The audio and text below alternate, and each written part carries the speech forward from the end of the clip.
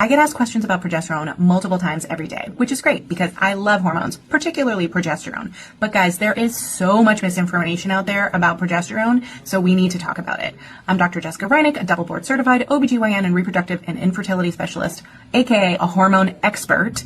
And I wanted to talk about progesterone today. This is probably going to take more than one reel, but I wanted to start with the basics. Progesterone is low until you have ovulated.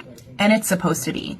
And then once you've ovulated, you enter the luteal phase, at which point progesterone is the dominant hormone. Progesterone is released from the corpus luteum, which is a cyst that grows after ovulation, and the corpus luteum is kept functioning by communication from the brain, specifically pulses of the hormone, luteinizing hormone, or LH.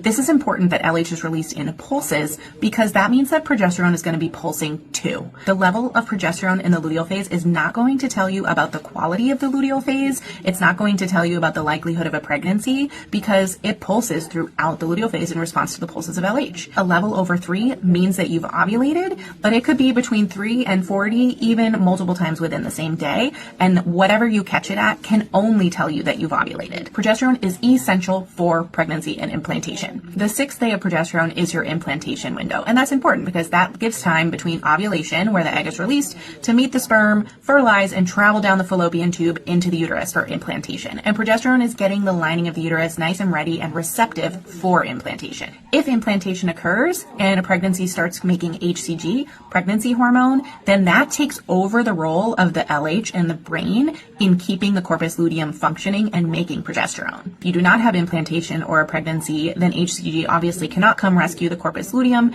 and the corpus luteum degenerates. You then get your period. This is an important concept because there's a lot of misinformation about low progesterone causing miscarriage. However, it doesn't usually work in that way. Because the pregnancy and pregnancy hormone has to rescue that corpus luteum so that it keeps producing progesterone, if the pregnancy is abnormal, like there's abnormal genetics or there was some degree of failed implantation or there's something developmentally wrong with the embryo, it's not going to make the right amount of HCG pregnancy hormone to keep that corpus luteum making the right amount of progesterone so that the pregnancy continues. That means that if you check a progesterone level, it's going to look lower, and you would obviously think that it's the progesterone that it's the problem. But the progesterone is a response to the pregnancy being abnormal to begin with. An abnormal pregnancy may make abnormal HCG levels so that the corpus luteum is not supported, and then the progesterone appears low. This is why adding progesterone is typically not the answer once pregnancy has already been established. However, progesterone may be used in certain situations in the fertility treatment world, and that's what I'm going to talk about next.